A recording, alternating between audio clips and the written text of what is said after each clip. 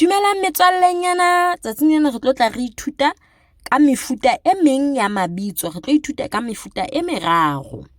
Thupello ya rona ya kajeno lena sepheo sa yona ke ho aha tlotlontswe le ho bala, ho aha tsebo e tsepameng ya puo, hammoho le ho bua le ho ngola ka boqhetseke le thello. E hlahisitswe ke Mmaleheng Tshwaedi bakeng sa Sesotho Literacy Corner.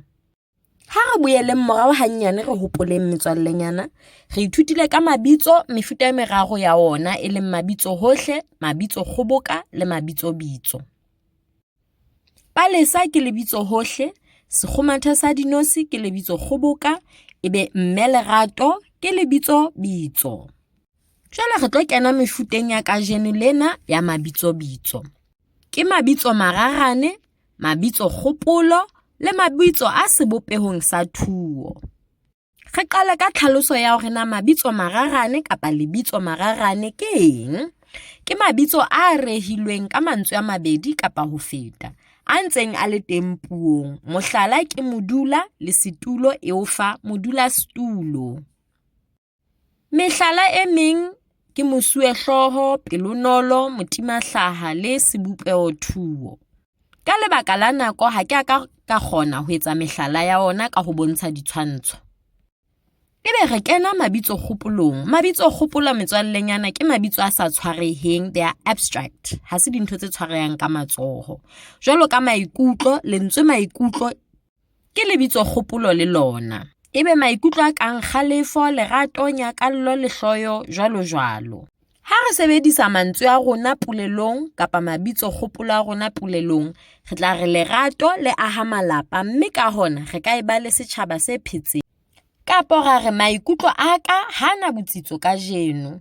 Lehloyo, motho ya nang le lehloyo ka pelong ya hae o kgona ho etsa diketso tse soto. Se bohlokwa ho se hopola ka mabitso kgopolo ke hore a ka mohopolong, monahanong kapa ka hlohong. Ha re boeleng morao thupellong ya rona ya matshwao a puo, re sebedisitse matshekalle ho bontsha hore dipakeng tsa mantswe a mararo le leng le le leng le nepahetse. Mantswe ana mararo e ne le mohopolong, hlohong kapa monahanong. Ha re kwetliseng dikelello tsa rona, mona ke mofuta ofe wa lebitso o boletsweng, modulasetulo le bokgubedung bane bo reng pelo ya ka e bohloko.